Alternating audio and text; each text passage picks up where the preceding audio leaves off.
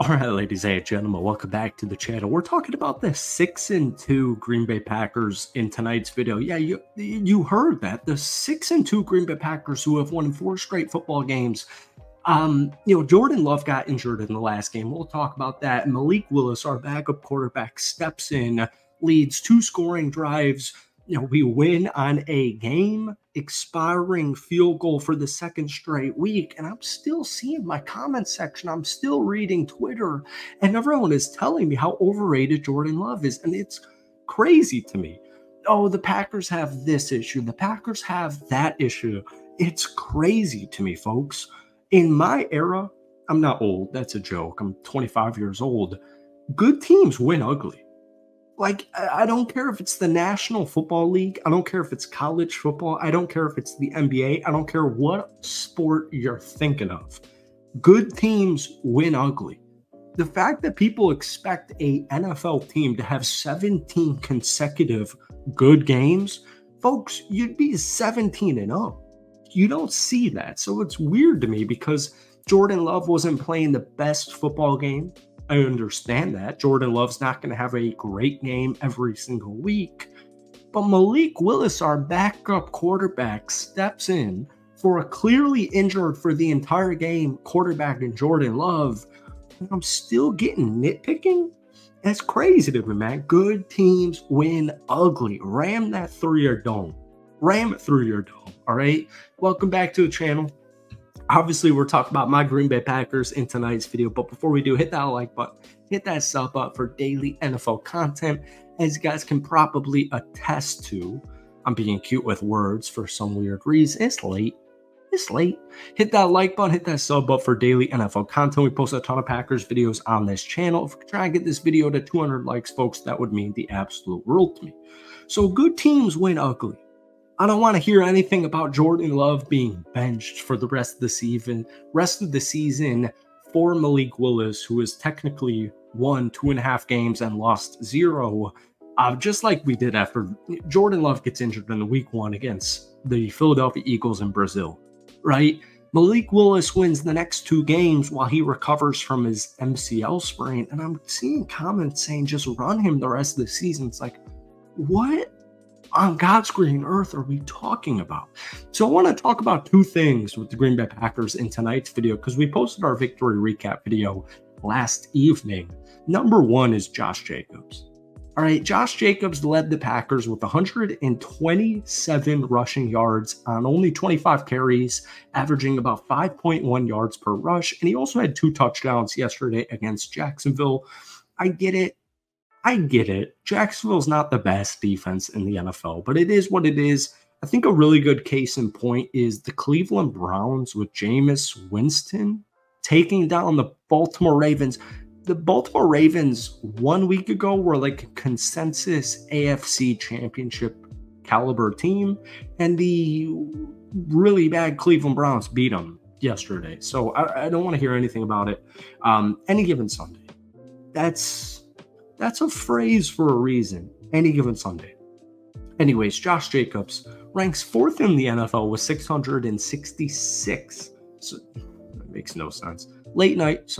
667 rushing yards. He's averaging 4.6 yards per rush, 3.51 yards after contact per rush. That's the 9th best mark amongst all NFL running backs.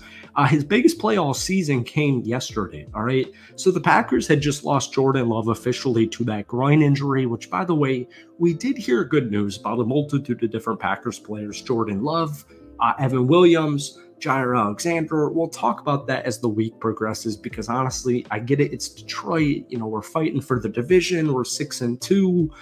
But groin injuries, especially with that MCL sprain a couple of weeks ago, like, all I care about is Jordan Love being healthy. So the Packers are going to do what they have to do. But Josh Jacobs' biggest play all season, even though he's been extremely dominant, was right when Jordan Love got injured, and it was the end of the 3rd quarter. The Jaguars take the lead with a 10-play, 93-yard touchdown drive that took a little over 5 minutes. So Green Bay was down. I think it was 17-13 at that point in time. And Malik and the Packers had a couple of first downs, but they were on Jacksonville's 38-yard line.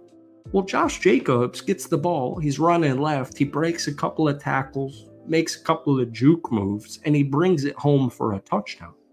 After Jordan Love left the Packers game, they ran the ball 24 times on offense.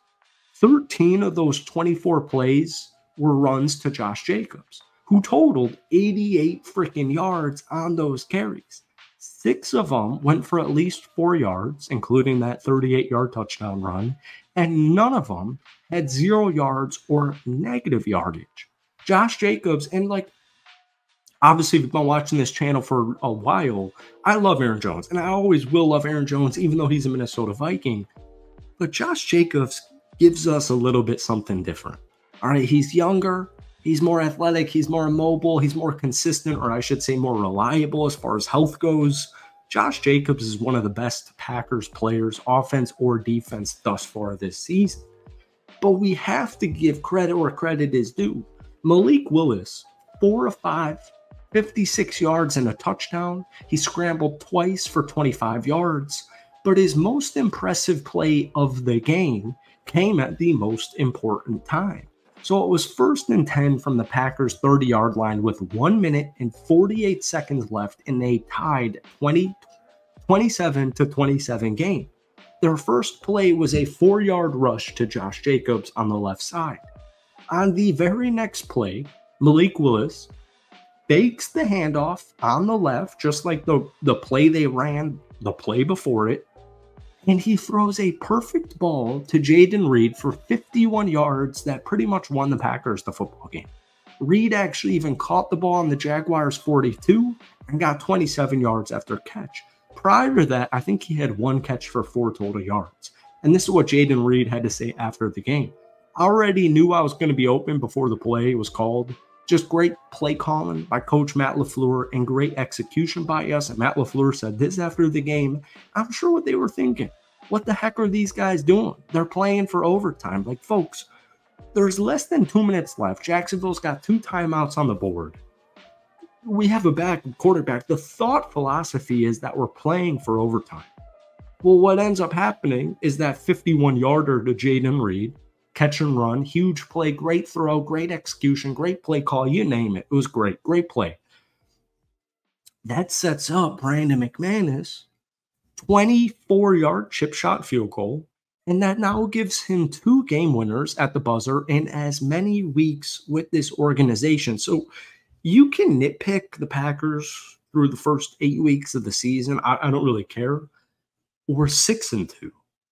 And 2.5 of those games were with our backup quarterback, who was not with our team until after the preseason ended, in Malik Willis.